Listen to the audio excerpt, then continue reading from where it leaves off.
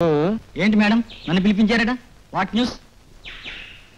Coffee తీసుకోండి. అబ్బా, suspense తో చంపకండి. ఎందుకు పిలిపించారో చెప్పండి.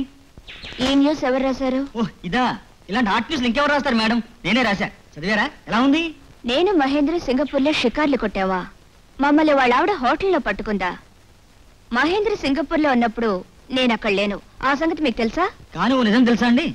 మేం రాసినా జనం నమ్మేస్తారు. ఈ రోజున మహేంద్ర మీరు టాప్ హీరో హీరోయిన్లు. మీ ఇద్దరి గురించి ఓ చిన్న కనెక్షన్ కలిపి రాసేమనుకోండి, కసెక్కిన జనం మీ సినిమాలు విరగబడి చూసేస్తారు.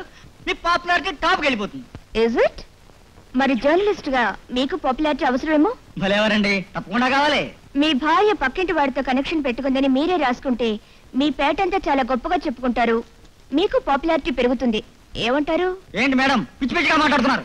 ఏ మీ భార్య నసరికి మీకు అంత రోషం పుడుచుకొచ్చిందా? సినిమా స్టార్ అంటే మీకు అంత లోకుగా ఉందా? చూడండి, మేము నిజంగా తిరిగితే రాయండి, వి డోంట్ బాదర్. కానీ ఇలా లేనిపోనివి రాసి జనం దృష్టిలో మమ్మల్ని చీప్ చేస్తే మీకేమొస్తుంది? మీ పేపర్ అమ్ముకోవాలంటే మా పరువు తీయాలా? సినిమా స్టార్ ని పతివ్రతం రాస్తే ఎవరు నమ్ముతాడు? మేం పతివ్రతలని మిమ్మల్ని రాయమండలేదే.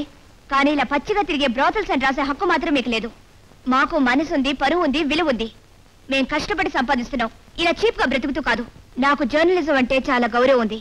కానీ ఇలా ఎల్లో జర్నలిజం పై బ్రతకడం కంటే నీ భార్యని తార్చి బ్రోకర్ గా బ్రతుకు.